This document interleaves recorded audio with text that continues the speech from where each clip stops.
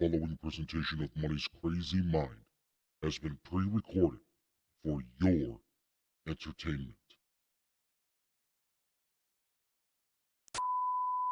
Warning, Money's Crazy Mind contains language that may not be suitable for all listeners.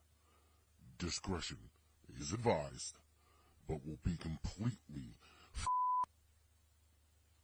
ignored.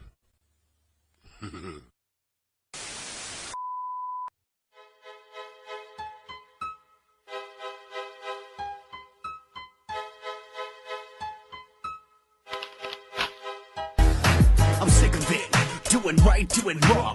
Parents pissed off every time I write a song. Smoke, crack, worship Satan, what the fuck is that? It's something funny, made for you to laugh at. You're destroying America with your rap. You're so full of shit I need to call hazmat. The only way I would ever apologize is if I had my face buried in your sister's thighs.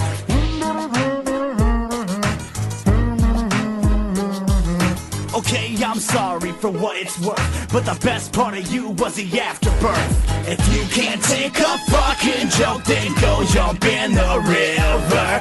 Na na na na na na na na, and I fucked your sister. You can't take a fucking joke, then go jump in the river. La la la la la la la la, and I fucked your sister.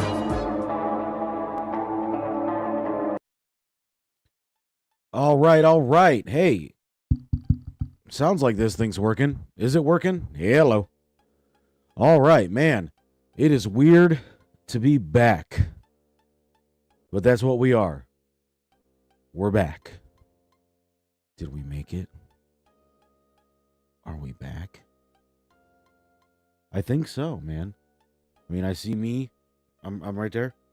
I'm on the camera. See this thing right there? That's the camera. And I mean, it says it right there. Right there. It says it. This is the return of Money's Crazy Mind. It feels so good to be back, everybody. It's been a long road to get back.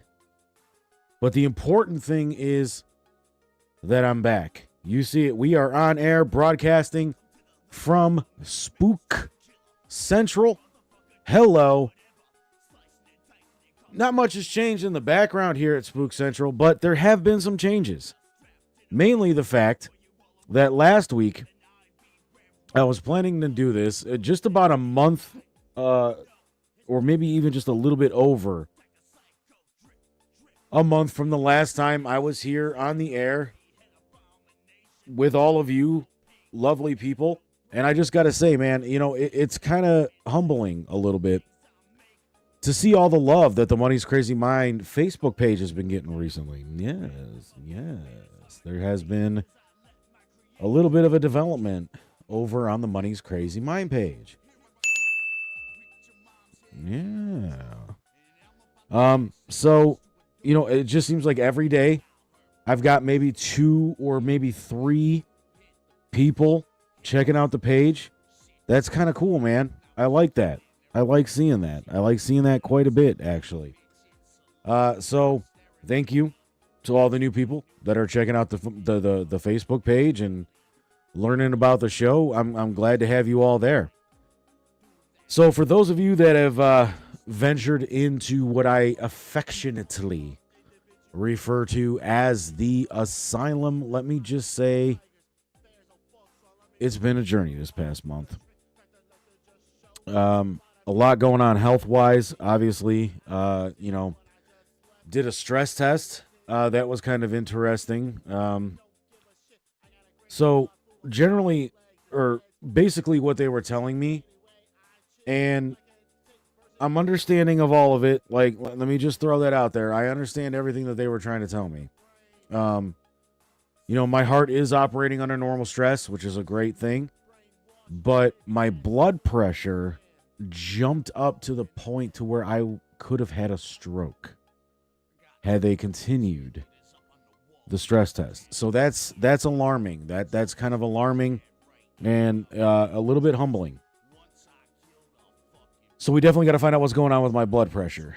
If it's not stress, then what the fuck is it? You know, like I just want answers. So then after that, they put me on a heart monitor for 2 weeks. Got that taken off Black Friday. And waiting to hear those results. They actually called me, and I have to call them back to get them my insurance information because that was something that they asked. They had reached out to my doctor, and doctor didn't have any answers for him. So I gotta give him that. So I gotta remember to do that. So that we can get those results moving and hopefully find out what the fuck is going on with the old TikTok here in my chest. You know, and then last week, you know, like I was just saying, last week I was getting ready to come on here and I was getting ready to do the show. I wanted to do it right after the Doctor Who 60th anniversary special part 1, which we are going to speak on later on in the show here. You know, got everything loaded up, got everything ready, was recording, and then got a notification that I had to do some updates. And that's when all fucking hell broke fucking loose.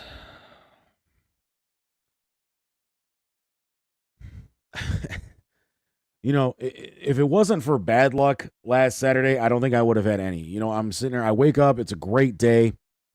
I'm like, it's Doctor Who day. I can finally get to see Doctor Who, and David Tennant's back, and this is going to be awesome. Let's watch the Buckeyes first. Let's watch the Buckeyes beat the shit out of Michigan. Well, that didn't fucking happen. And then I'm watching Doctor Who. You know, everything is great. Come down here into Spook Central, getting ready to record. Got everything loaded up, did my test, made sure everything was working, made sure all the new pictures were working and were looking beautiful, all that fun crap. You know, I decided I wasn't going to do a couple of the other segments that I was going to do. I just wanted to do Doctor Who just so I can get the episode out because I was already, you know, a few hours behind from when I originally wanted to, you know, put the show out and everything like that. And then, you know, I do these updates. I turn my computer back on, and I'm getting ready to you know, finalize everything for the episode, get the episode out, do everything. And a message pops up on my computer that Windows is not activated.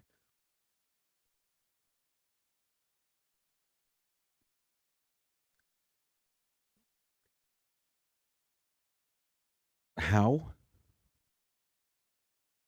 I mean, I've had this laptop for a few years now, and I've never had that message pop up before, especially not after doing updates or, you know, anything like that.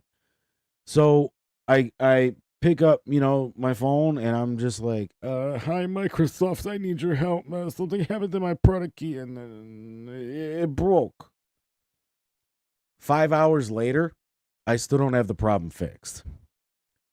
So I do everything that Microsoft tells me to do, and Microsoft is even in my computer doing things, and they can't seem to get it fixed. So I finally call them back, and I'm just like, listen, you know, I'm done. This has been 5 hours. It's almost 2:00 in the fucking morning. I'm done. Okay? Like, I was supposed to be on the air hours ago, and I'm not. So I'm done. I'm fucking done, you know. And I just say, I'm just going to reload Windows. Like, that should take care of it. That should fix the problem that I'm having. And sure enough, it did. So then came the daunting task of reloading everything. Everything from scene 1 to, you know, the Psych Ward song Lab of a Madman, which is the song that opened the show, the song that you just finished hearing. Everything. And I'm, you know, so I had to rebuild the entire show from scratch. You know, and I there might be some slight sync issues between the audio and the camera, but I will get those worked out. It doesn't look like it's too horrible. You know, but that's just kind of the nature of of the beast when you're dealing with what I was dealing with, right? You know, now I got to get everything working 100% again and all that fun shit. But we're here. We're live. The asylum is open, and we're going to do the show slightly out of sync or not. I mean, what other choice do I have, right? Yeah, the crazy thing is that before I hit record, everything was in sync. And so I'm just like, I mean, what the fuck? It's just the nature of the beast, right? But yeah, man, we're here. We're live. Not live, but you know what I'm saying, right? I do want to give a special shout out to some folks who have helped make Nameless or Money's Crazy Mind run. I said Nameless because of the logo. Run for the past couple of years. Even before I was at Redline Radio, some of these folks were on board, and they decided to stick around now that I'm not with Redline Radio. So first, Nameless Faceless Productions, the production company that I started, and it was never really intended to do anything with this show. It was more just, video editing and other things that I was involved in, but it is my own personal venture. So yeah, I want to give myself, I guess you can say, a shout out for that.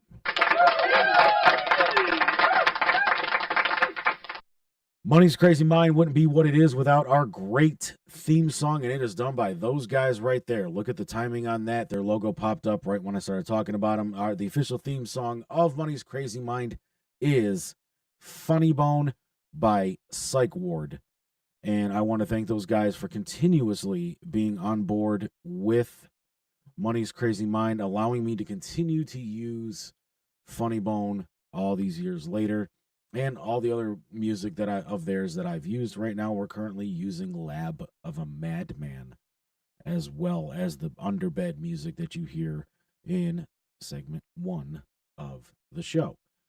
Next up, my boy Riley Chase, my ink master, as it were. I did get to see the billboard, buddy. Congratulations on that. Look at that. I gave you a couple dings, and Mario got a couple coins for you. But they are some of the most elite tattoo artists in Northeast Ohio, so don't forget to check them out today. And while you're there, check out the art gallery, the Erie Art Gallery.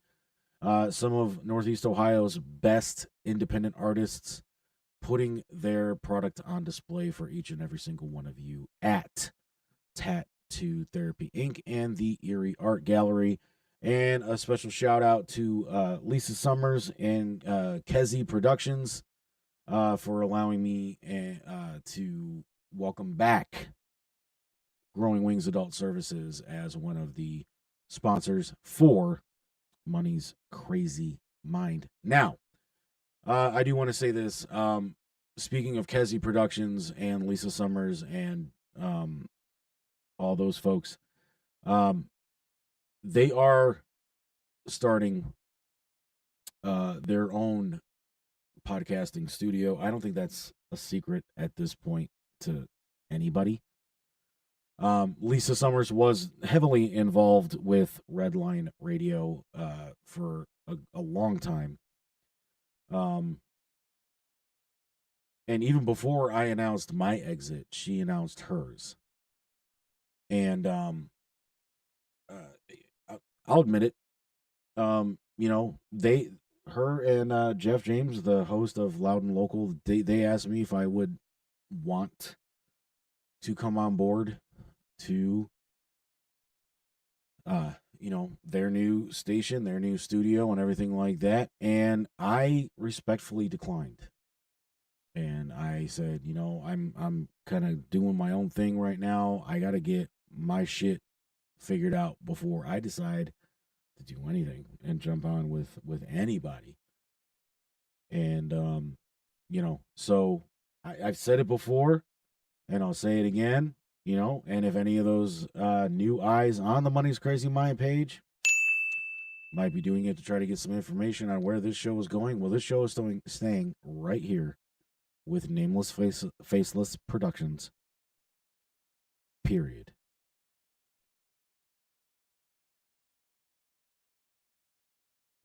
That's it. Bottom line.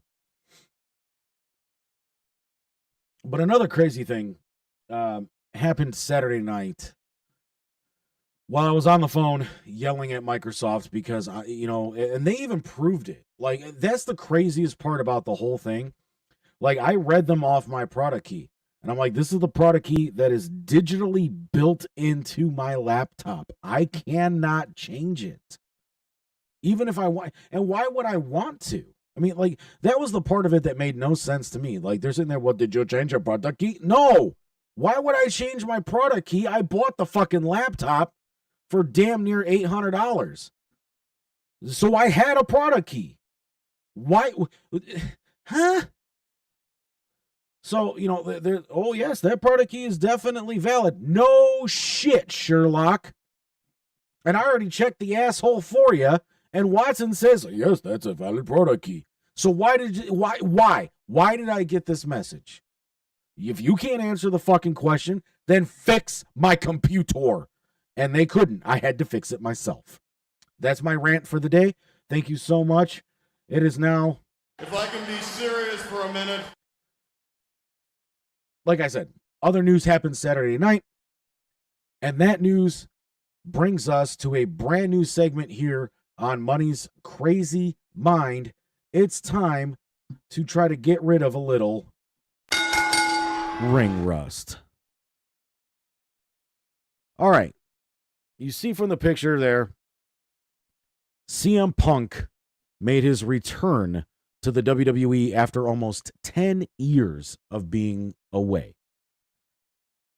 The entire wrestling or sports entertainment world was left in a complete shock Saturday night when the self-proclaimed best in the world returned to the one place he swore he would never return to. CM Punk came back to the WWE, and as Survivor Series came to a close, Cody Rhodes, Seth Rollins, Randy Orton, and Jey Uso were standing victorious in the War Games cage when CM Punk's music hits.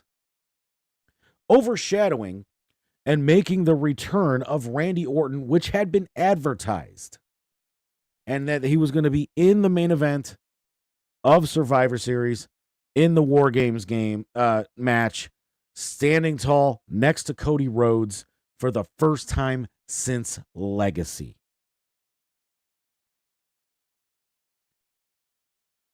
And it made the return of Randy Orton seem unimportant and worthless. With the premium live event in Punk's hometown, I can understand the reasoning for having Punk return in Chicago. But to overshadow another superstar's return is both rude and just plain wrong. While Punk was a big star and draw 10 years ago in WWE, recent controversies in AEW have made him more fruit of the poisonous tree than sports entertainment draw. And I'm sure there's going to be some people that kind of have a problem with what I just said, especially considering I'm wearing a CM Punk shirt. But let me explain myself. There's that old adage and there's that old phrase, where there's smoke, there's fire. And CM Punk has been playing with fire recently with the things that have happened in AEW. Now, yes, and I will be the first person to admit this. When CM Punk returned to professional wrestling last year, when he went to AEW, I was excited. Hell, I did an episode about it. I invited Lex Vegas into this very show. And I asked him, I said, why are you not excited for the return of CM Punk? And he had a lot to say about that. And I had a lot to try to defend. Some of it I could. Others I couldn't. But the fact of the matter is this. a year ago when Punk made his return to professional wrestling and announced he was going to AEW. It was different. We hadn't seen Punk in a very long time by that point. And we hoped that all that time away would have made Punk a different person. But what we got was a bitter, fed up, and I have a feeling not very sure of himself shell of the version of CM Punk we saw before he walked out of WWE. And I know what everybody's going to say. And it mirrors very similar what Triple H had to say in the post-show press conference after Survivor Series. But we'll get to that in just a moment, because that is one of the things that I want to touch on.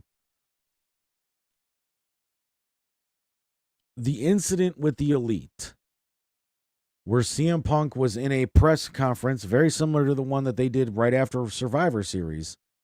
Punk made some comments about the Elite, the Young Bucks, Kenny Omega. And the Young Bucks and Omega took offense to what Punk said. And instead of handling it the right way, which would have been to confront him outside of the press room, they decided to go in there and it came to blows. Some of that is the Elite's fault. Some of that is CM Punk's fault.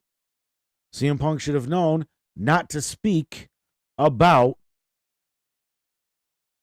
executive vice presidents of the company that you work for, because technically they may be assholes, but they're still your bosses. And that's always kind of been how I felt about it. Should the Elite have gotten punished a little bit more than they did? Yes. But that title, executive vice president, holds a little bit more water than guy that hasn't been in the ring in 9 years. And guy that when he left the ring 9 years ago, left by lighting one hell of a fire that he was unable to put out.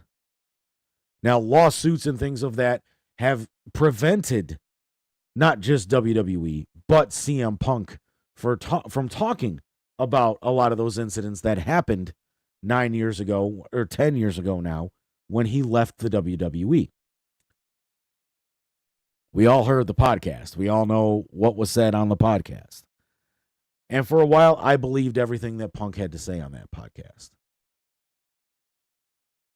But the Elite comes back and everything's fine. It's all wine and roses because there's no CM Punk.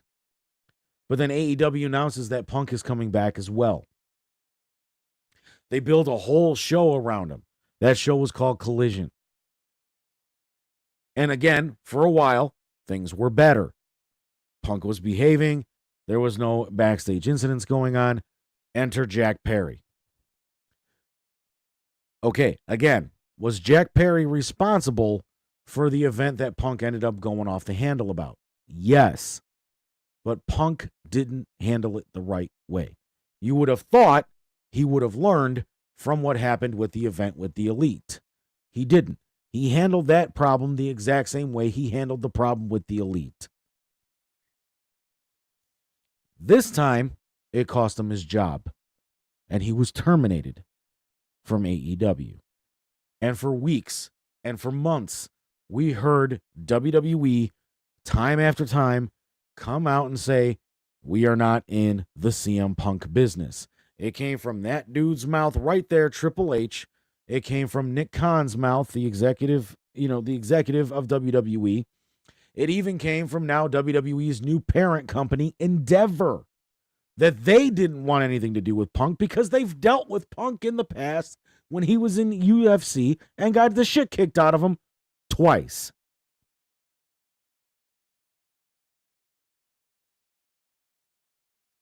But the thing about the whole return that really has me hot and has me shooting right now, because my script stopped a long time ago. And it even says right there, shoot from here. What really has me hot is that you announce that Randy Orton was returning at Survivor Series. You brought Randy Orton in right. You brought him into the match right. You did everything you needed to do in that moment right. Where you screwed up is allowing the return of CM Punk to overshadow it. And here's where I'm going to get to Triple H's statements. Or comments, I should say. Triple H comes out at the press conference and he basically states there were three people, but there might have been more. I don't know. But basically there were three people that knew that CM Punk was coming back at Survivor Series. And that was Triple H, Nick Khan, and Punk. He also then said that right before the main event happened, he went and took over Gorilla. For those that don't know Wrestle Speak, Gorilla is the producer's stand. Gorilla is where the show is run. And Triple H stated that he went and took over creative and production for the main event. He's the one that called up the logo, the splash logo that basically says pay-per-view over. He's the one that said play Punk's music. And he's the one that told CM Punk to go out to the ring. Now, Punk didn't go out to the ring. He just stood on the apron. So I have to give him a little bit of credit for that. But you do this while you still have the victors of your main event in the ring doing their hero pose. One of those is the guy that just came back, Randy Orton.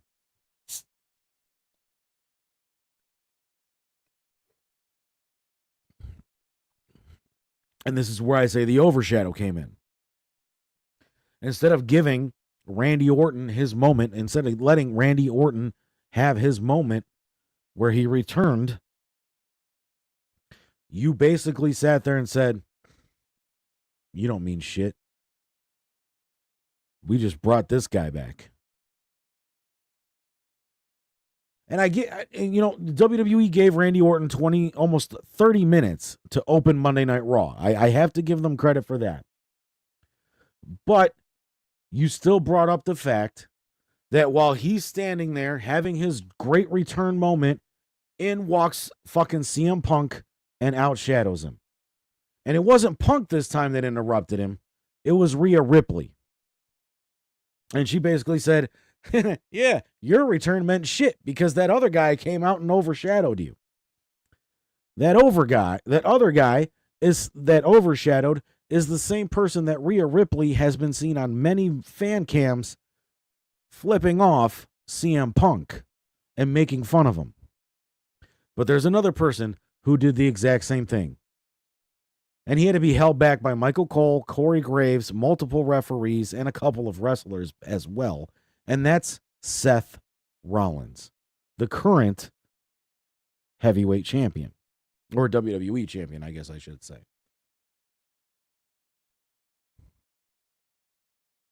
And you've got the Dave Meltzers and you've got, all these other wrestling mags coming out here and saying that the whole thing is a work.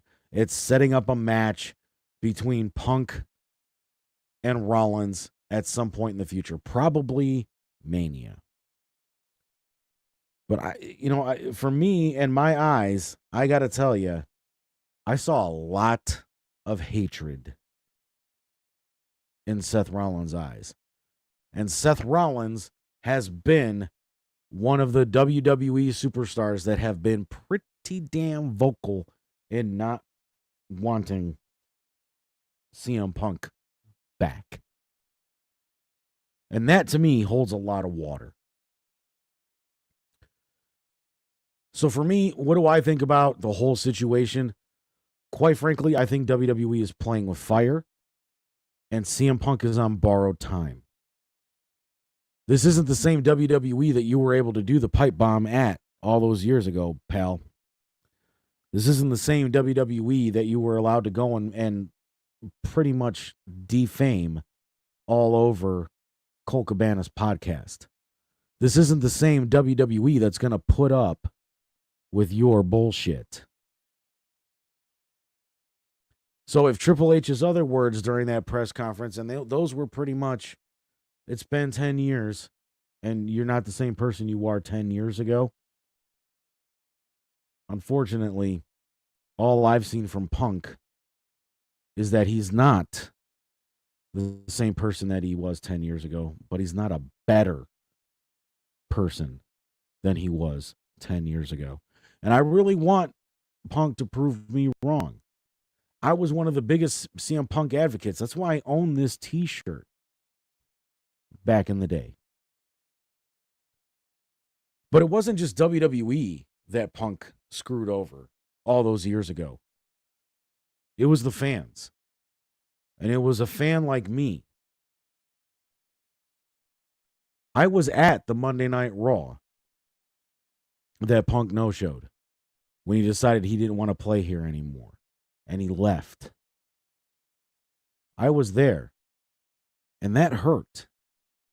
Because the one person I wanted to see that night, because of the respect that I had for him, and because I liked everything that he was doing in WWE,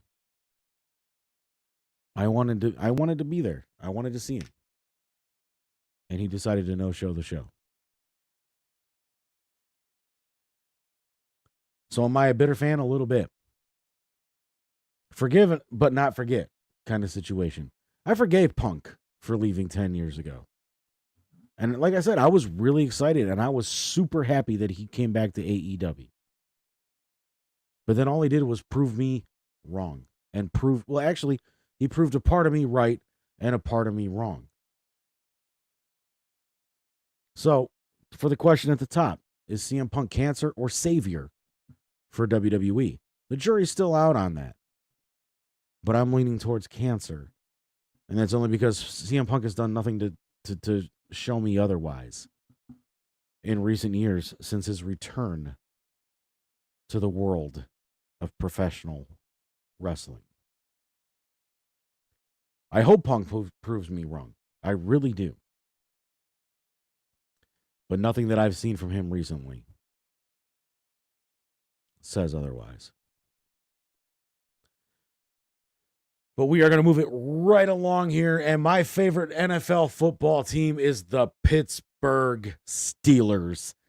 And very recently, there's been a lot of Stiller squawk. Here we go, Steelers. Here we go. Here we go, Steelers. Here we go. Here we go, Steelers. Here we go. Here we go, Steelers. Here we go. Here we go, Steelers. Here we go. How can that not get you ramped up to talk about a little bit of Pittsburgh Steelers football? This is Stillers Squawk, and we got 3 topics that we are going to talk about. The first one, back when I was the co-host of the Steel City Renegades, one of our favorite topics was talking about how much Matt Canada fucking sucked as an offensive coordinator. And unfortunately, I think the guys over at Redline Radio need to delete the sound bite that I invented for that show. And that was the one that was the song from South Park, Bigger, Longer, and Uncut. Blame Canada. Because we can't do that anymore because Matt Canada, in the words of Vincent Kennedy McMahon, you're fired. And it was a great day for Steelers fans when that news broke. I woke up and I'm sitting there like, man, it's just going to be a bad fucking day. Open my phone. Breaking news. Pittsburgh Steelers fire Matt Canada. It's a great fucking day. Let's keep that train rolling. And then, of course, the big question was, how did this all come about? And it's crazy because I was the one person on Steel City Renegades that said Matt Canada would not make it to the end of the season. And goddamn if I wasn't right. And I even said, let's watch the Steelers do something that they never do, which is fire a coach in the middle of the season. But let's see if they take a page out of the Cleveland Browns playbook and fire Matt Canada if they lose to the Cleveland Browns. And go, poof. That is exactly what happened. After the Steelers' offensive disaster against a crumbling Cleveland Browns team led by rookie quarterback who got crushed by Baltimore early in the year and was benched. The Rooney family and head coach Mike Tomlin made the fan demanded since the end of last season decision to fire Matt Canada a reality. Something the organization has not done since then owner and head coach Bert Bell fired himself in 1941. Eddie Faulkner and Mike Sullivan took over as the dual OCs after Canada's termination, and in their first game, the Steelers' offense looked completely different. And for the first time in 58 games, I will say that again, for the first time in 58 games, the Steelers' offense put up 422 offensive yards. It is also the first game all season that they have not been outled in yardage. It is also the first time that Kenny Pickett looked a little bit better. The offense is still in need of a lot of work, but this is a huge step forward for the organization.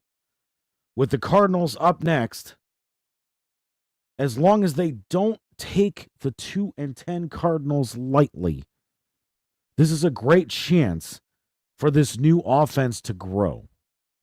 It's a great chance to see if the duo of Eddie Faulkner and Mike Sullivan can continue to turn the Steelers offense around.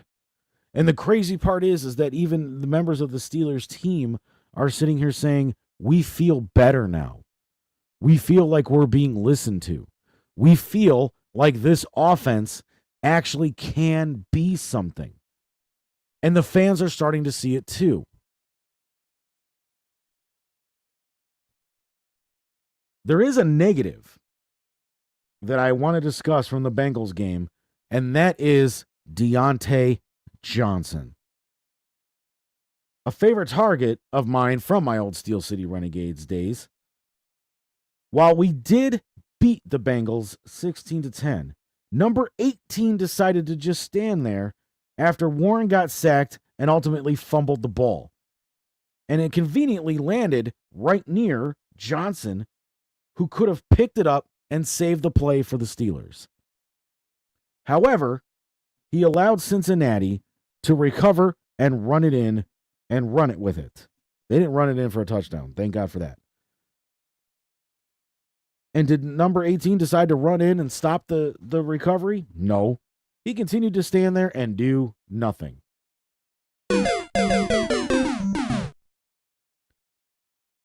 For a receiver receiving almost $18 million and consistently complain that he's never targeted and never gets the ball, this lack of effort or even just straight up giving a fuck is completely unacceptable and should have extreme ramifications for Diontae Johnson. Now, after the game, Johnson did apologize to the offense and the other members of his team, and they just didn't seem to give a fuck. The same way that Johnson didn't give a fuck on that play. Now, Johnson has stated that it'll never happen again and that he will start putting forth a better effort and that everything was just complete laziness. Well, yeah, Deontay, we all saw that on the field. So, yeah, it would be really good.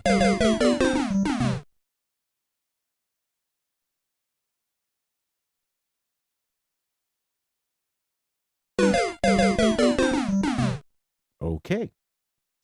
I guess if I press the enter button, it'll play the last sound that I played. Let's test this theory. Here we go, Steelers. Here we go.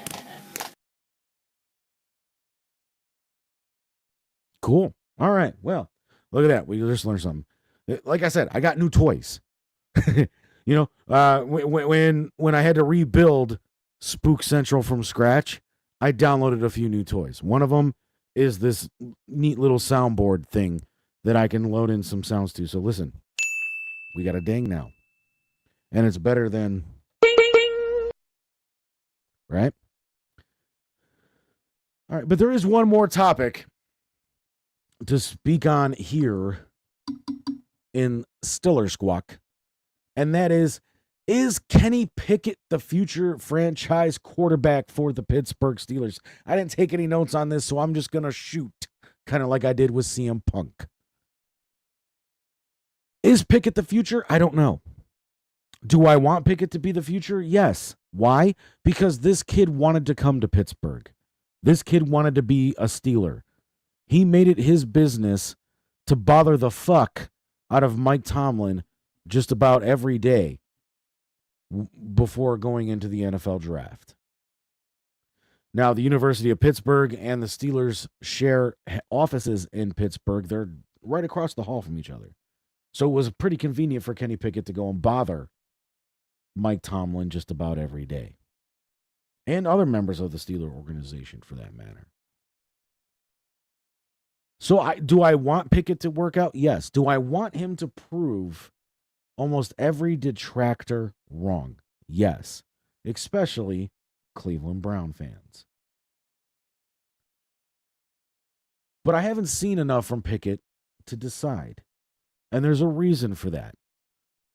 Last season and most of this season, he has had Matt Canada to work with.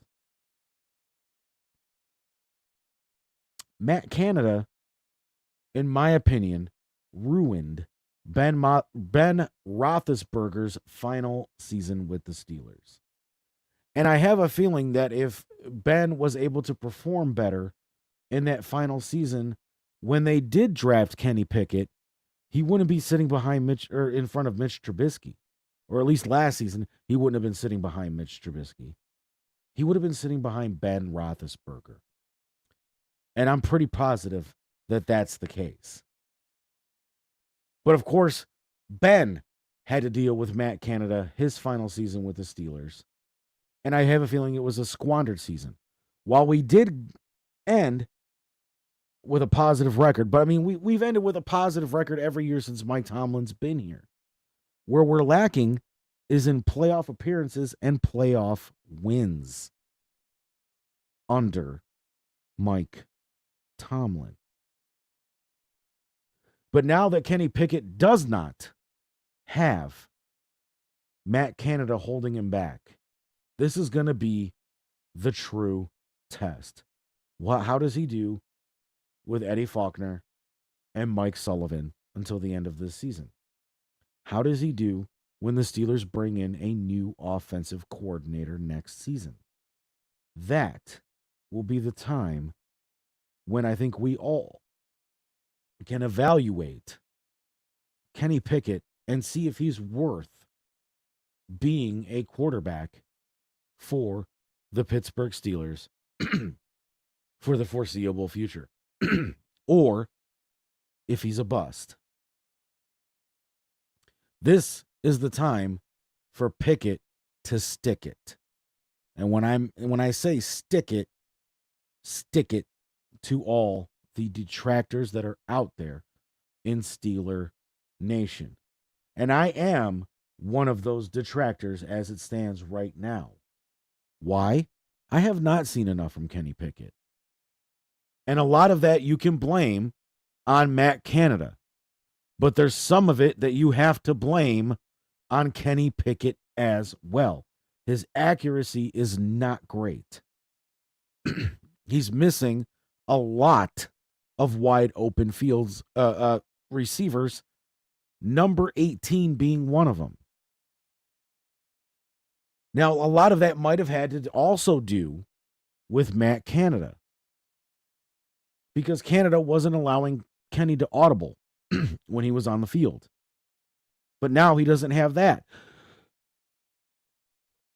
holding him back either. So again, Kenny Pickett, stick it to your detractors and prove them wrong. Prove that you want to be the franchise quarterback for the Pittsburgh Steelers. It's your turn now. The other problem's gone. Do you want to be next? But that's going to do it for Stiller Squawk. Next up, over Thanksgiving weekend, we were welcomed back into one of my favorite places.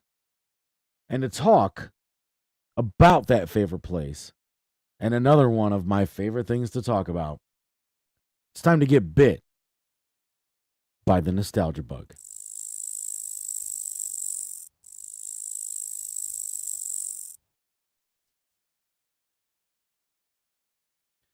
All right, so over Thanksgiving week, we were welcomed back into the doors of Good Burger, one of my generation's favorite skits from the original All That teen sketch comedy show, where Kel Mitchell plays Ed, the dim-witted, childlike clerk who consistently causes chaos. It was turned into a feature film in 1997 and brought fellow All That and future Kenan and Kel co-star Kenan Thompson into the fold. And what followed is 90 minutes of comic mischief and laughs. Now, during the time of the Kenan and Kel show, they did not venture into the doors of Good Burger, and All That was canceled in 2005 and had not featured Good Burger since season 5. It did make a quick reoccurrence in season 9, but it was not Kel Mitchell playing Ed.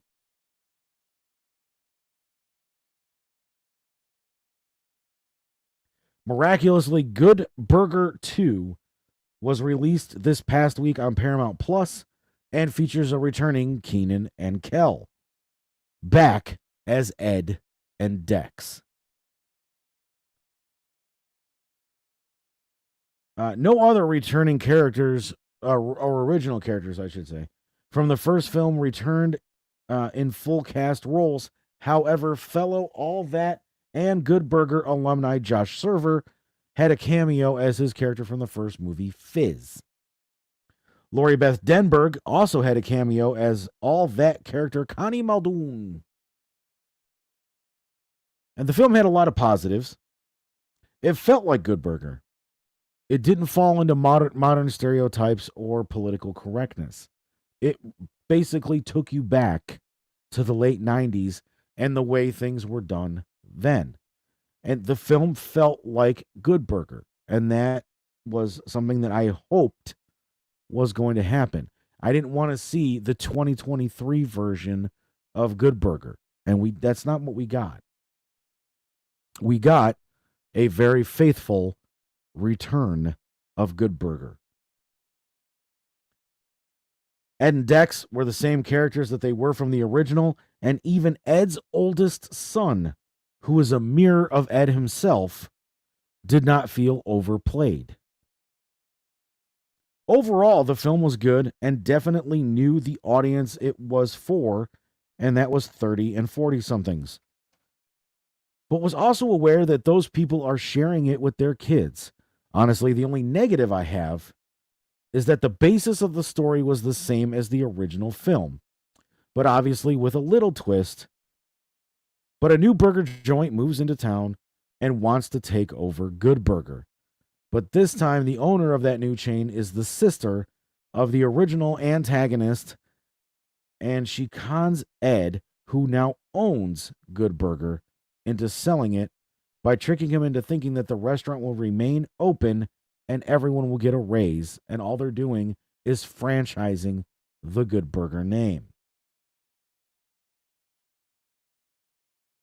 But all in all, it was a fun film, and it's good fun for the whole family, and definitely worth a stream on Paramount Plus. And, you know, I mean, they did partner with Arby's to give everybody the Good Burger meal. And I got to tell you, I tried it. It's a good burger. I'm not just saying that because I'm a fan of the movie. I was a fan of the original movie. I was a fan of the original skits on all that. I honestly had fun watching this movie. And yeah, like I said, the story was a little bland because they pretty much repeated the situation from the original. But there were enough things that were different about the situation to make it feel like it was a little bit of a different story. Similar elements, different stakes. All in all, a good and fun film, and definitely worth checking out over on Paramount Plus. In other nostalgia news, and we're going to change the channel here on our old school tube TV. Click. All right, here we go. The trailer for Ghostbusters Frozen Empire launched last month, and boy, does it look like a fun film. And it really, really does. The film features the original Ghostbusters, Dan Aykroyd, Bill Murray, and Ernie Hudson, along with returning Carrie Coon, Paul Rudd, Finn Wolfhard, McKenna Grace, Celeste O'Connor, and Logan Kim, along with newcomers Patton Oswalt and Kumail Nanjiani. And the returning Dickless William Atherton as Walter Peck. New York gets day after tomorrowed in this trailer by a towering beast that has not only frozen the city, but also any human souls who show fear by using the death chill. After the trailer was released, Kumail announced on X, formerly Twitter, that the film took a lot of its influence from the 1986 cartoon based on the original films. This is super exciting for me as that cartoon was really fun, ahead of its time, and even today in some spots, really scary. Even today, the cartoon holds up, and it's still an instant classic for anybody that watches it. Every new generation that gets exposed to the real Ghostbusters cartoon loves it. And this is something that I've seen over the years every time it's been re-released wherever it's been. Sony is doing an amazing job putting those episodes out on their Facebook page, on the official Ghostbusters Facebook page, but also it's available on Prime Video. And that is helping bring it to a whole new audience. Plus, there's those of us that own every episode, either be it the Time Life DVD set or on one of the other multiple DVD sets that have been released over the years. But it is really, really a great cartoon. This trailer is just packed with information. Well, I don't want to say that. It's not packed with information, and that's what we want. We don't want a trailer that gives away too much. But everything that's in the trailer really has me intrigued. And of course, we have the detractors that are saying, it's Frozen with Ghostbusters. Well, we don't know that yet. But because it has influence from the real Ghostbusters cartoon, I'm expecting there to be multiple events that lead up to whoever this new villain is and the death chill scenario. Or maybe we're going to get just like a slow burn kind of like when Halloween Was Forever, when they introduced Sam Hain, and you just see gradually as the episode grows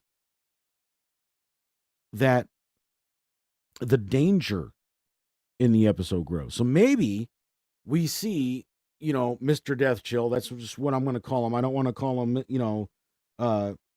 Mr. Snow Miser, because, we have the Snow Miser and he has nothing to do with Ghostbusters. But maybe we see him very early on in the film. But, we just hear about these people that are dying these mysterious frozen deaths and things like that. Very Mr. Freeze in Batman and Robin without the camp kind of thing. And, it's a slow burn. That would be cool too. I mean, there's so many different ways that they can do this, and I'm so excited about it. However,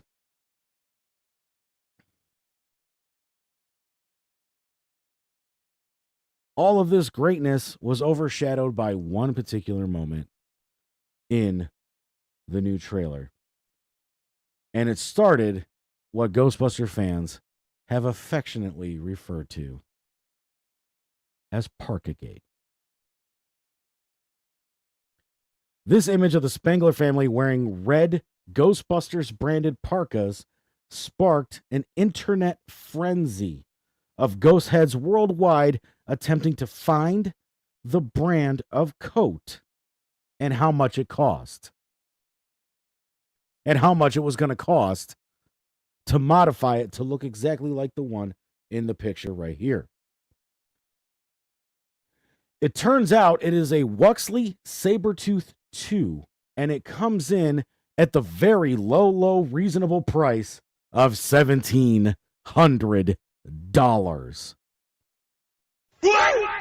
$1,700. Little John, I beg you to listen to me. $1,700 dollars. I know that's what I said.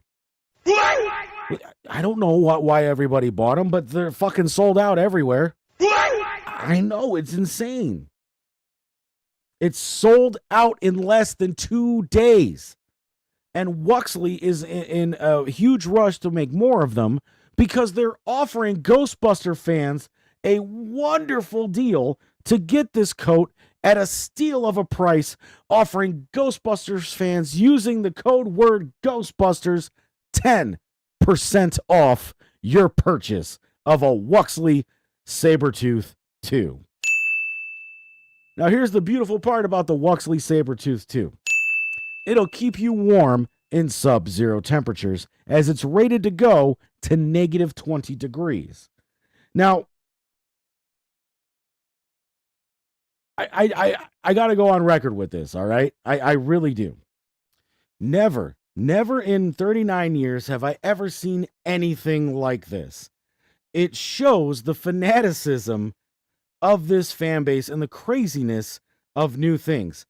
Now, I am beyond excited for this film and cannot wait for when it hits theaters in March 2024.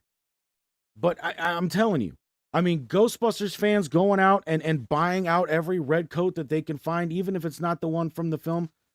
It's just insane. I don't understand it. I mean, why would anybody ever want to do a thing like that? I just don't get it. I mean, I don't get it. I don't, but I guess that's just the world we live in now where people that are fans of a movie are just going to go out and just buy random red coats and try to make them look like the ones from the movie. Stupid. Anyway, we're going to cut to break here at Money's Crazy Mind, and we will be back. And when we come back, it is time to talk about our main event here on the return episode of Money's Crazy Mind. In the meantime, I got to go make sure that none of my friends that are Ghostbusters fans go crazy over a red coat. But until then, check out my boys Big Ugly. That's not Big Ugly. Here's Big Ugly.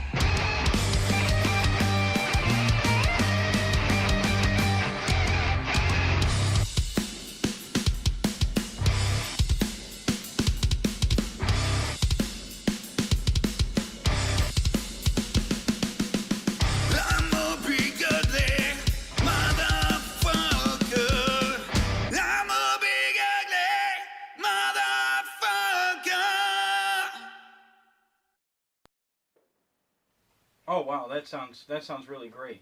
Wow, that sounds like a really good deal. Who are you talking to? The Northeast Ohio Ghostbusters. Hello, Northeast Ohio Ghostbusters. What are you wearing? Khakis? Well, that sounds hideous. Well, they're Ghostbusters.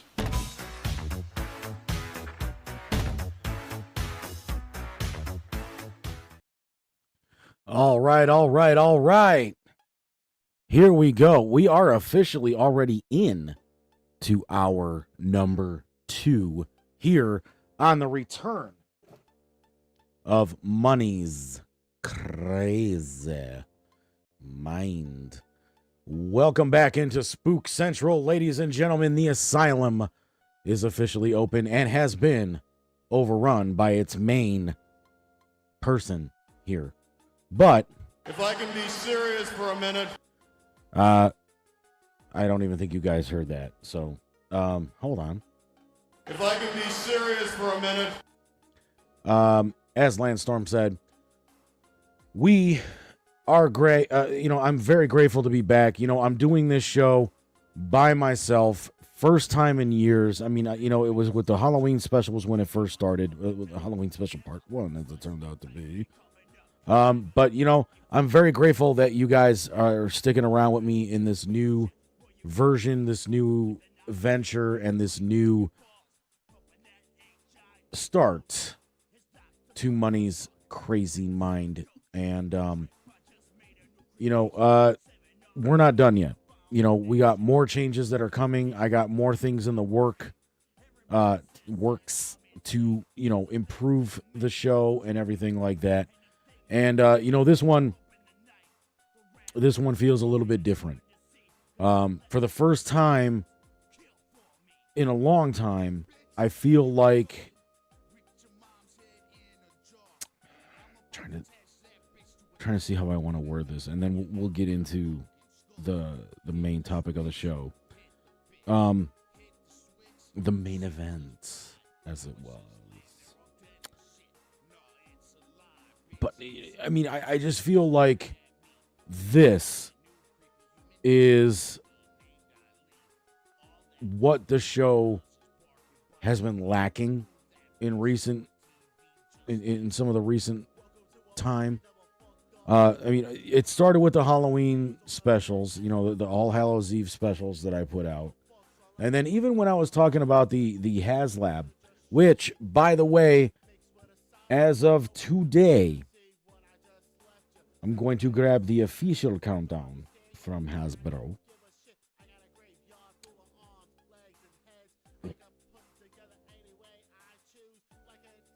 As of today, there is 10 days, 19 hours, and 43 minutes left to back the Hasbro 2-in-a-box PKE meter and Ghost Trap. As of this speaking, there are already 16,308 backers of the project. Yours truly is one of those 16,308, I will say. Which means that we have unlocked tiers 1 and 2. But obviously, there is still time for you to get involved and to back the Hasbro 2 in the box. You see the countdown right there. There is 10. What the hell did I click on? Okay, nothing. All right, but there are 10 days left. I did not lie about that, ladies and gentlemen. There are 10 days left to back the project. To do so, you can go to HasbroPulse.com, or if you're like me and have the Hasbro Pulse app on your phone, it pops up right on the home screen when you open it. It is the first item, as it were, on the home screen. So, if you would like to have a 100% screen accurate PKE meter and Ghost Trap from Ghostbusters, you can just jump on over to HasbroPulse.com. I don't know if you guys can hear it, but I feel it and I know it. And there is a pretty nasty tickle in the back of my throat. So with that, let's get into it, as it were, the main event of the evening. We are going to go into the TARDIS.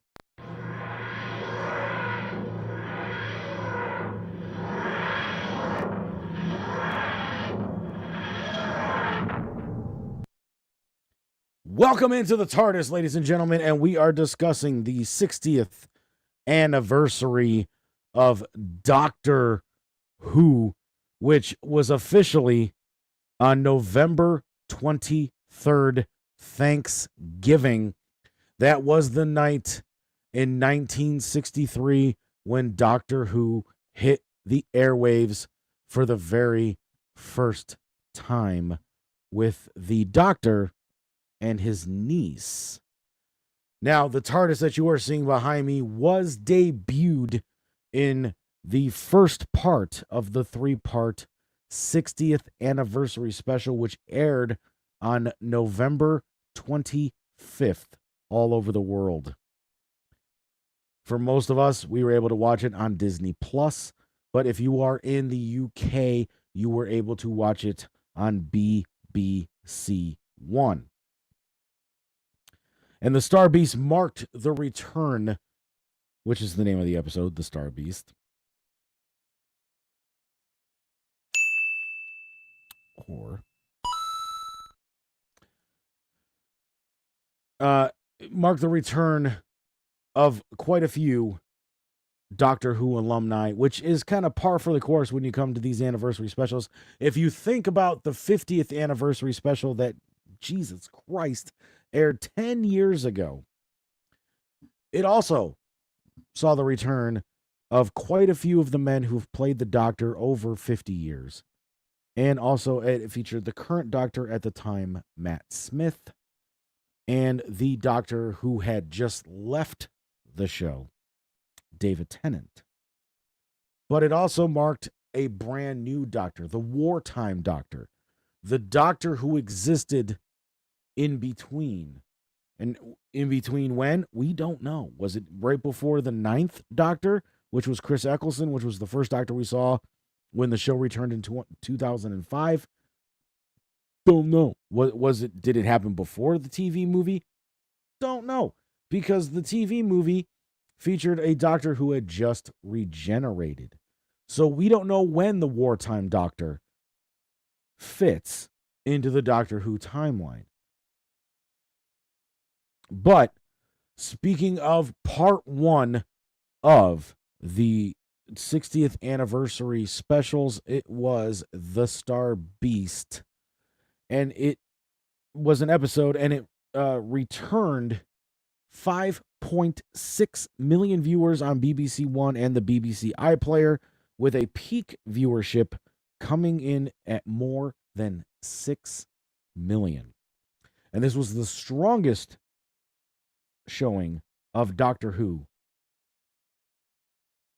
in recent years since Stephen Moffat left the show and led way to Chris Chibnall. Streaming numbers from Disney Plus show it being between 2nd and 4th most watched on the platform so far. So not necessarily that it's 3rd, but at its highest it was ranked 2nd. At the lowest, it was ranked 4th. The special features the return of Russell T Davies as the showrunner for the first time since Series 4 that ran from 2007 to 2010. It also marks the return of David Tennant as the Doctor and Catherine Tate as Donna Noble. The episode starts with the Doctor landing in modern times London and running right into Donna. He does everything he can to try to avoid her so that she doesn't remember him. We are introduced to her daughter, who named herself Rose. And for Doctor Who fans, that's important. Apparently, this character is also transgender from a scene where kids are making fun of her and calling her John Boy and Johnny. A spacecraft crash lands, and as usual, Donna misses it. Meanwhile, the Doctor meets Donna's husband and the new head of unit after he sees the spaceship crash. The Doctor explains everything about Donna to unit, and when he goes off to try to find the owner of the crashed ship, Donna begins thinking that there's something missing in her life. Rose finds the inhabitant of the ship, a cute creature looking similar to Gizmo from Gremlins. And if you're looking at the poster that's there next to me, I think you can figure out which one of those creatures on the picture I'm referring to. The Meep. The Meep explains it's running from creatures called Wrath Warriors, hunting the Meep for its soft, cuddly fur. But by this point, the Doctor had arrived and is again trying best to keep Donna forgetting. Thinking that the Meep is in trouble, the Doctor agrees to help it. Possessed unit agents then arrive after looking into the craft, and the team are now trying to avoid them when the Wrath Warriors, looking very much like Darkseid's parademons, show up. You can see that from the poster. That's the green things there. And if you've seen the Justice League movie, you know what a parademon is. Or if you've ever read a comic book that featured Darkseid's parademons,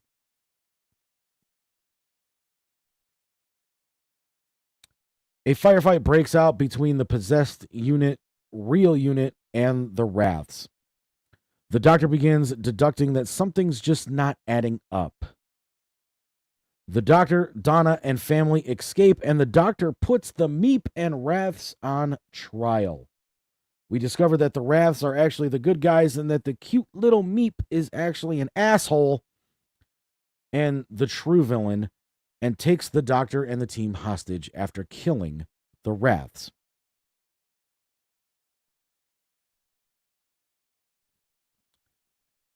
At the Meep ship, the Doctor and unit help Donna and her family escape.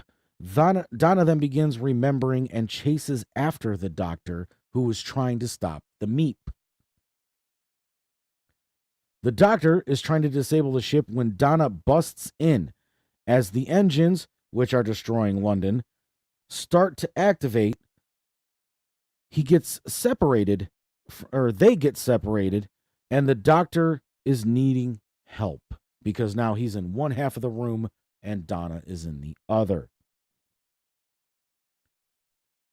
The Doctor is forced to make Donna remember everything about her, and the Dr. Donna returns, helping stop the Meep from escaping and actually survives the experience.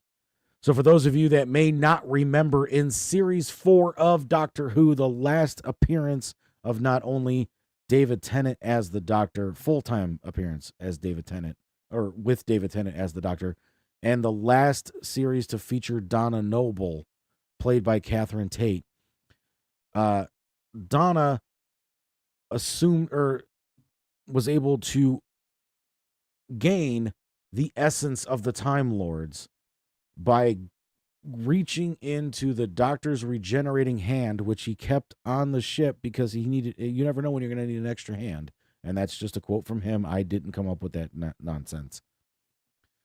And was able to gain the experience of the Time Lords from all 900 years that the Doctor has been in existence. This is not something that a human is able to handle.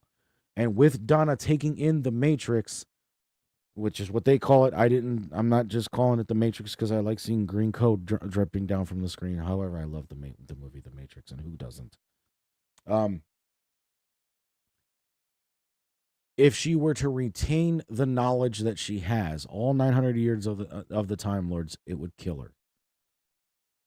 And so the Doctor wiped her memory of the entire experience to save her life.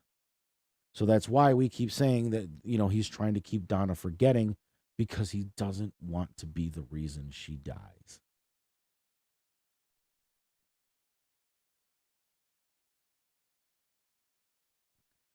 The Roth Warriors and unit take the Meep into custody, but not before it offers a warning to the Doctor that his boss will hear of this.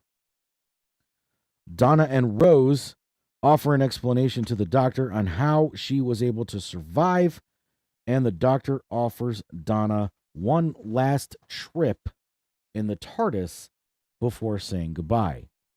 We then get our first look at the new interior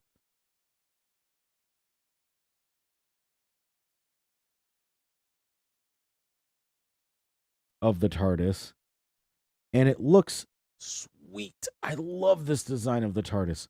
It is very much 10th Doctor, which was David Tennant's original appearance as Doctor Who, but there's also quite a bit of things here that match up. Let me put it back on the screen so I can point. This whole part right here pretty much looks like the original Doctor from 1969's TARDIS too. So that is pretty freaking sweet that they were able to get that essence of the original TARDIS and still add some things to it that make it new. All those white lights that you see surrounding the interior of the TARDIS here, those fuckers change colors depending on what's happening in the TARDIS too. So that's pretty freaking cool.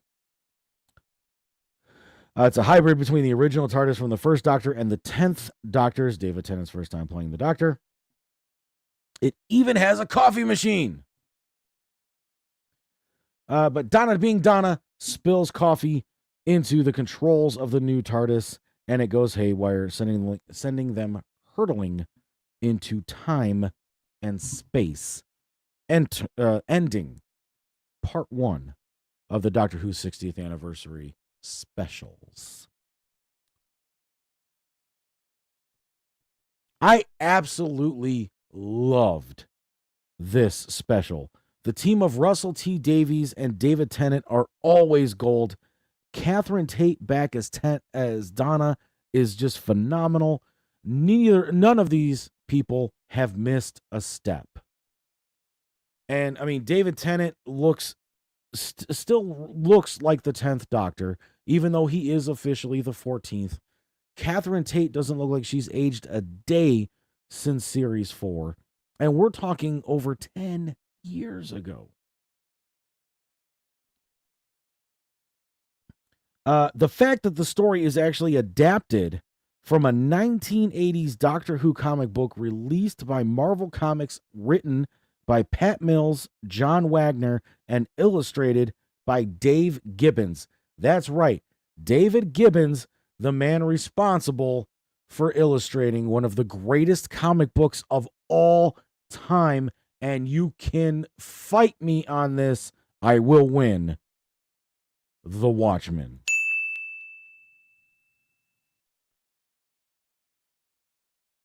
And was to me an amazing homage to Who in different formats.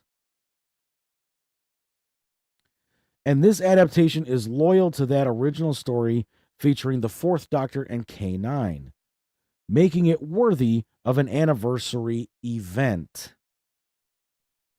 But of course, because it's 2023,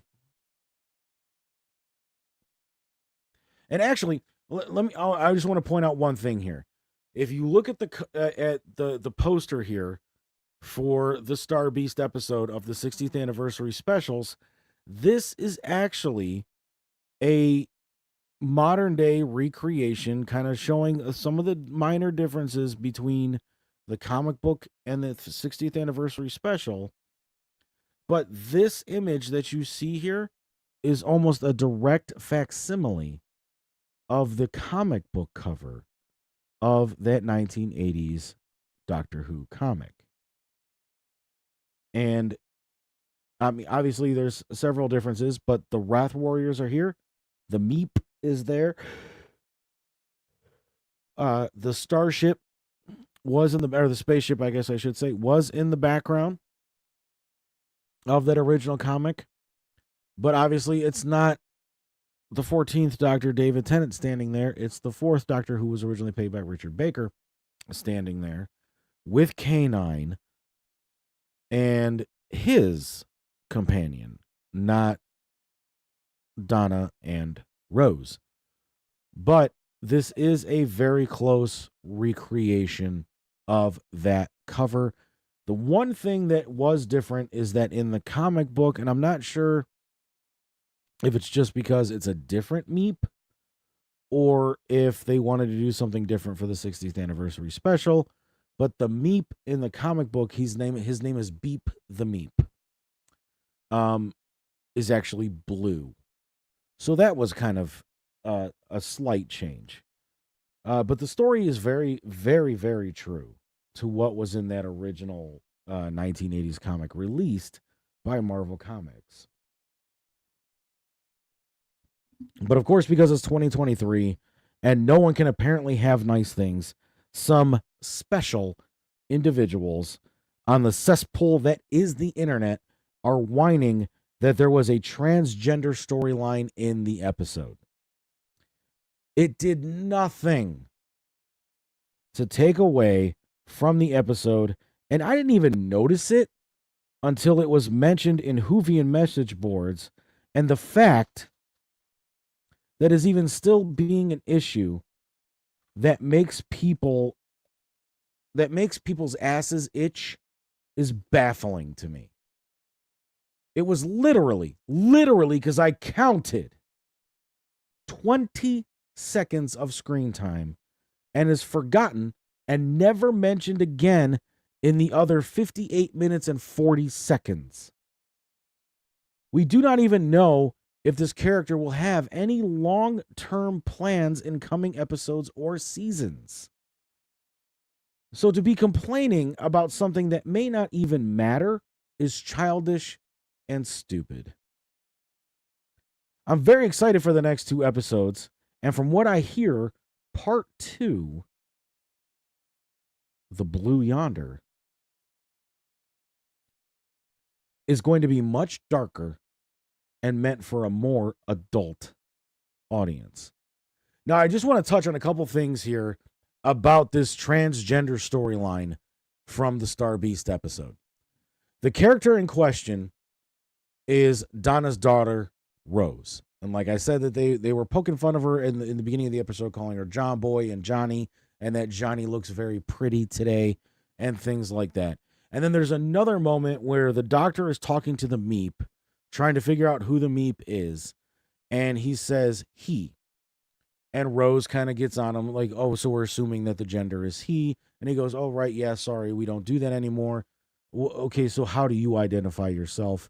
And the Meep says it basically just identifies itself as the Meep. There is no man, there is no woman, there is no white meat, blue meat. It doesn't matter. But that's literally the only mention of anything transgender in the entire fucking episode. But I'm going to say this. All right. And originally I was going to get this heated about the CM Punk thing, but then I decided to get this heated about this, right? I am somebody who has their own opinion on the transgender agenda at Disney. Okay. But while Disney does own the streaming rights to Doctor Who internationally, outside of the United Kingdom, outside of England, Disney has zero influence on what happens in any of these episodes. The BBC is very happy spending the large amount of money that Disney gave them for these streaming rights. And you can see it in the TARDIS behind me and in a lot of the other influences in this episode. There were things that Russell T Davies was able to do with the budget that he has today, thanks to Disney, that he was not able to do in the 5 years that he was running the show originally, which is the reason he left the show. Because the BBC cut his budget and he was unable to do the things that he wanted to do.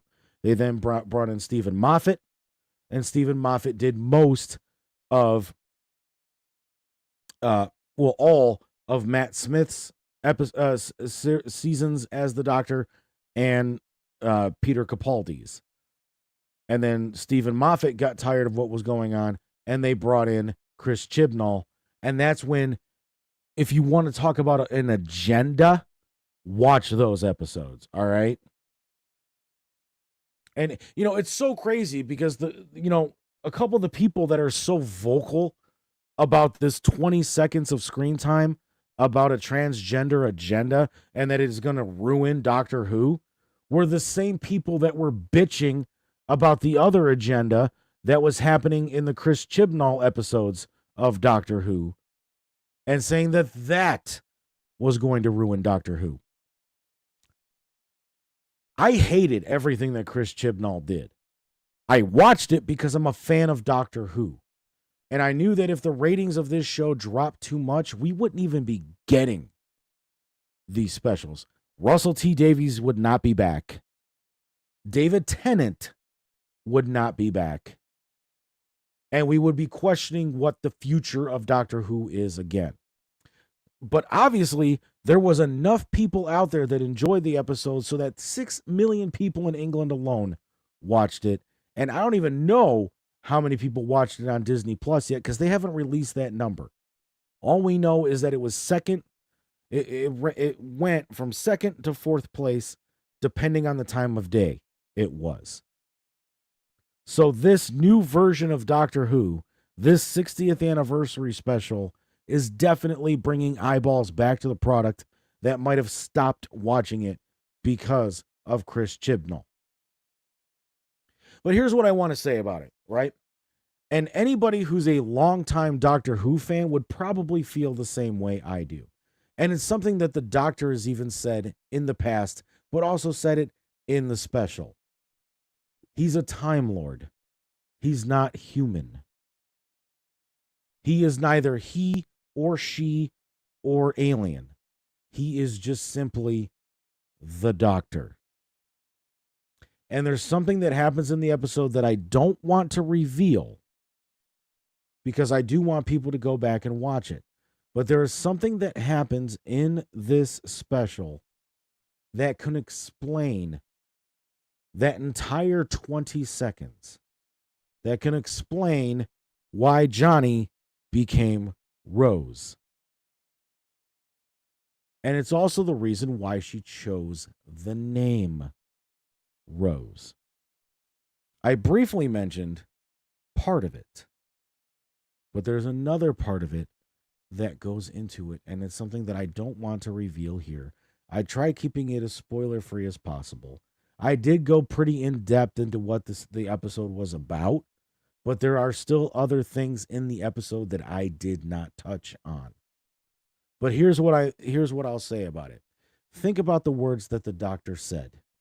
He is neither he nor she, can become a she, can become any alien that he's ever come into contact with over his 900 years of being in existence. But most importantly, it's a fucking television show. It is a science fiction television show. The people that are bitching about that 20 seconds of screen time are the same people that find it okay for Captain Kirk to fuck a green bitch. Okay? And I'm not saying that there's anything wrong with Captain Kirk fucking green bitches. I'm just saying that there are far more important things in the world to worry about than whether or not a character on a television show used to have a cock. Especially a television show where the main character has changed his face 14 times. And one of those times was as a woman.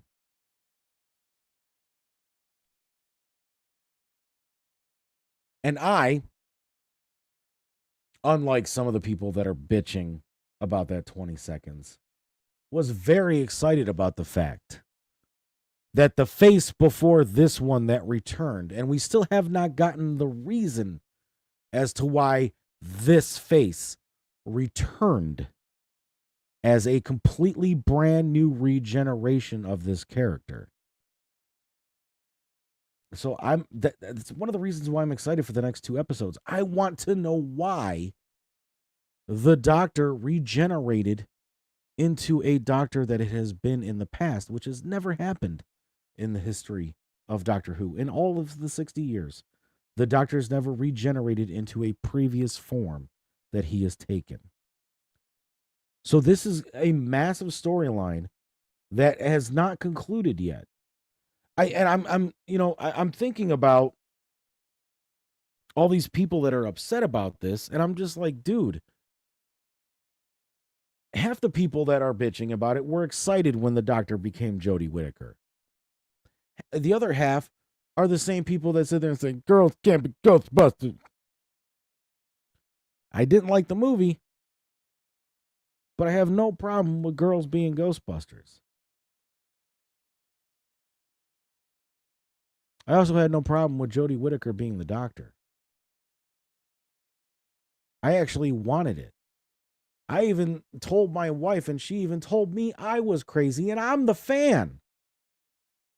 I'm sitting here saying, I'm like, they are setting it up for Peter Capaldi, which was the Doctor before Jodie Whittaker, to transform or to regenerate into a female Doctor.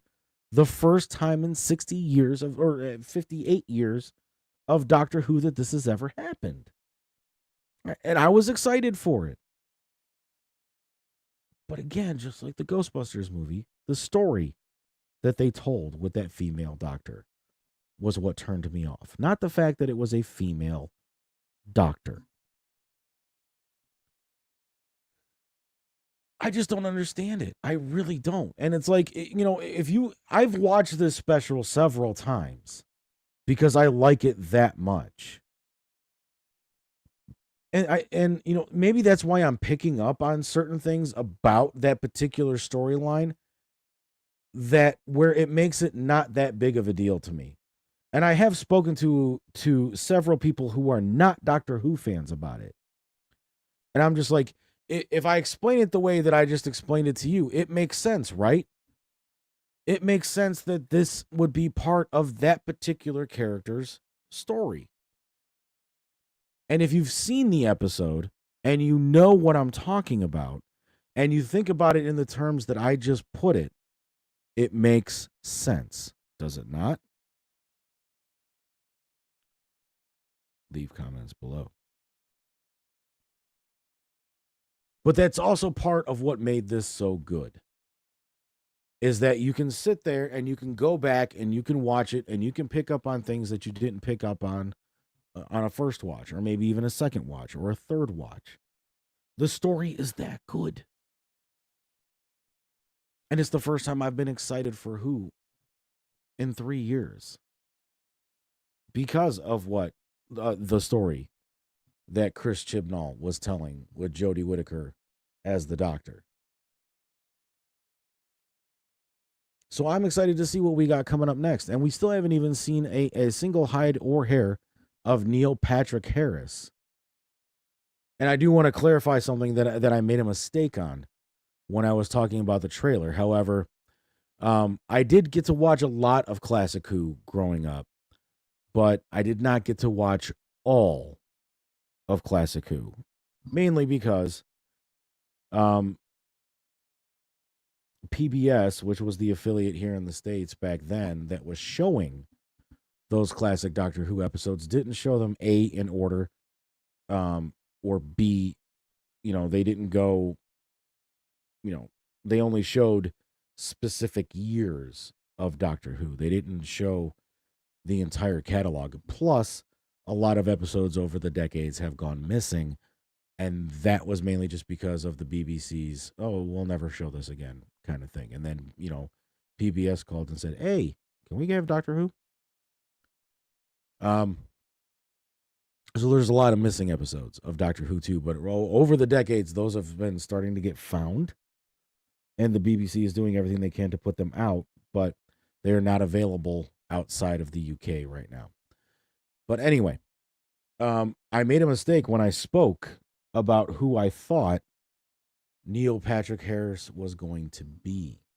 Turns out he's not a new version of the Master, but he is actually a character called the Celestial Toymaker, who has only appeared one time in 60 years of Doctor Who. So it's going to be really interesting to see what kind of mischief the Celestial Toymaker has in store for everyone's favorite time-traveling Time Lord. But before that, we get to journey into the Blue Yonder, and that is the special that is going to air tomorrow. And if you're here in the United States like I am, that is at 1:30 p.m. on Disney Plus. 6:30 in the UK. Sorry, 1:30 p.m. Eastern Time in the US. So for the rest of the country, do your math and figure out when it is going to launch on the Plus Disneys.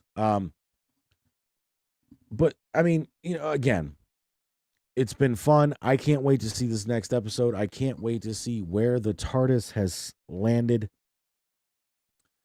Donna and the Doctor after Donna spilled coffee into the controls of this new TARDIS that we are currently in, because it's bigger on the inside, and I can put a podcasting studio inside the TARDIS and the controls can still fit behind me.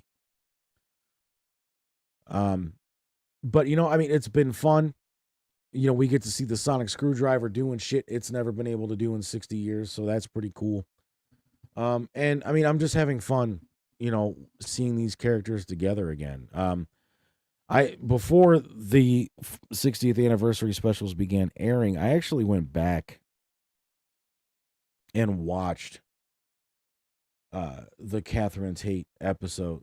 Obviously the David Tennant episodes, but they're David Tennant episodes because he's the Doctor, but the episodes where or Catherine Tate, I'm sorry, her name is Catherine Tate, played Donna Noble, to refamiliarize myself with the character. I never really liked Donna back when I was originally watching those seasons, but now that I went back and rewatched them, I can kind of see why the Doctor likes her as much as he does, and he makes a point to mention that in this new special, especially to the new chick that's running Unit. But I mean, for the first time, like I said, for the first time in a while, I'm having fun watching Who, and that to me is big, because I was worried that Doctor Who was going to become history, for lack of better terminology there. But the Blue Yonder airs Saturday.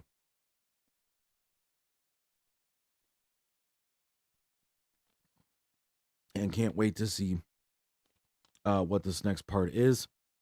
Are we going to get introduced to the Celestial Toymaker in this episode, or are they going to save the Celestial Toymaker for part 3? It'll be curious to see what they do with this. And if you guys can bear with me for just a second here, let's talk about part 3 for a second. And the reason why I say I wonder if they're just going to save them for part 3 is because of the third panel of this 3-panel poster that we have here for the 60th anniversary specials. So obviously part 1 was the Star Beast one, the one that we looked at already. Part 2 is the one that's right here next to me. And then we have this one, which actually shows the Celestial Toymaker there shooting a deck of cards at the Doctor and Donna. Now, that what's great about the character of the Celestial Toymaker is he's very powerful. He's got similar powers to the Doctor, and he can manipulate time and space as well. but he likes messing and setting up games for his victims before attacking them. And seeing as to what happened with the Meep and the Wrath Warriors, and obviously what happened with Donna in the TARDIS, it could be that that was the game and the trap that the Celestial Toymaker was setting up for the Doctor.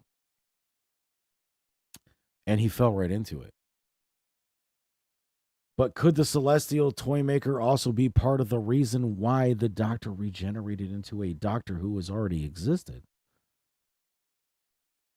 Could the Celestial Toymaker actually maybe not even want anything to do with the Doctor, and maybe his true victim is Donna?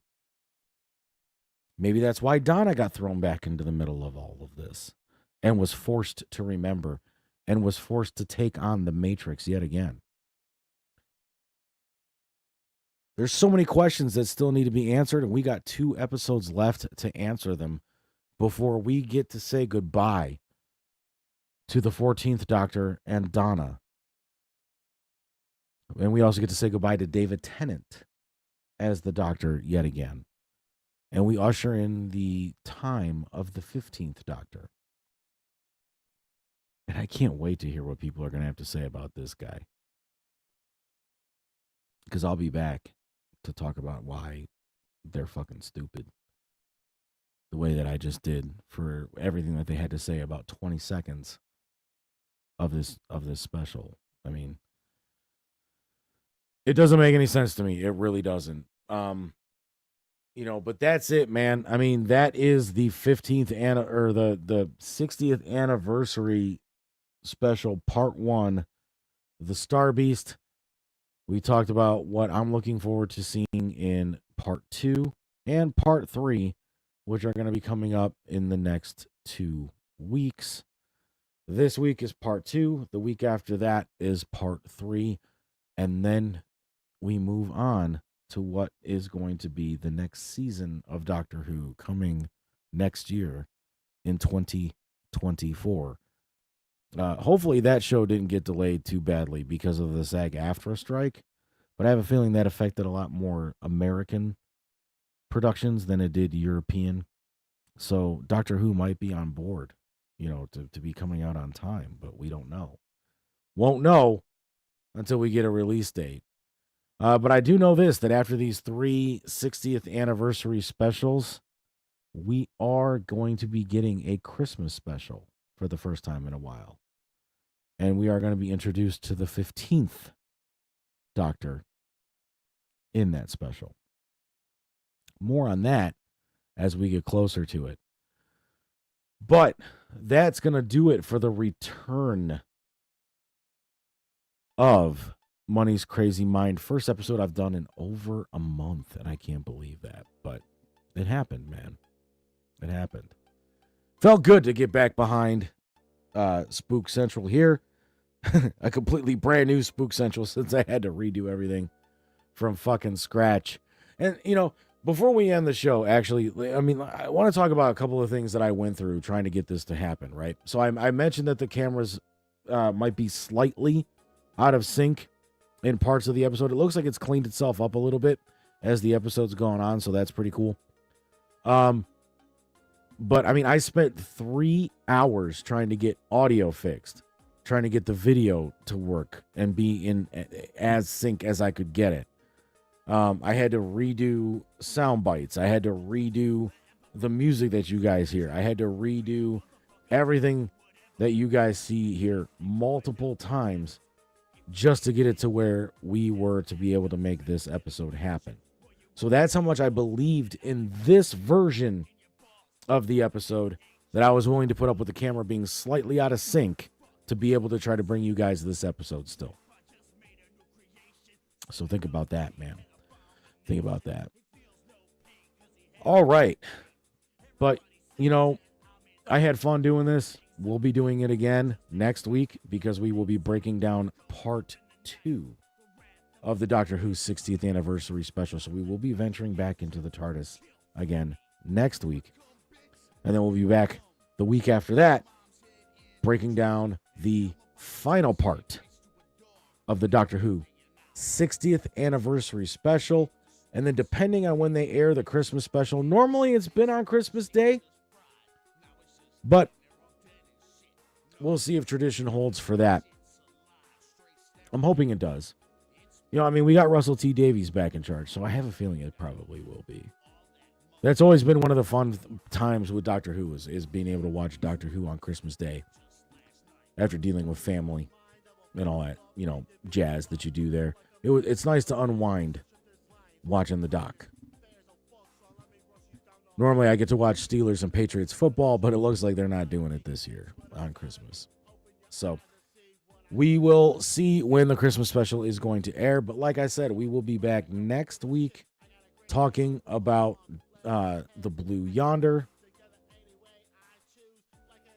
And what I thought of it and what I'm hoping to see in the final part 3. Do we get to see the Celestial Toymaker in part 2? That is the big question. Stay tuned to all of the socials for Money's Crazy Mind. Right here on Facebook at Money's Crazy Mind. $ for the S. You see it up there, man. Just follow that.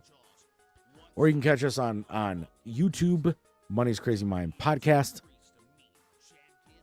Or, of course, there's all these great places to find it in audio format. You've got Spotify, Google Podcasts, Pocket Casts, Castbox, Amazon Music, Radio Public, and we have recently added Apple Podcasts and iHeartRadio. That's right. And of course, check out the Money's Crazy Mind website, powered by Podpage, podpage.com/Money's-Crazy-Mind. And you can get caught up with everything about the show there. But that's going to do it, everybody. Just about a 2-hour episode, man. So I'm back to form and I'm having fun. Hopefully you guys enjoyed this trip in to the asylum.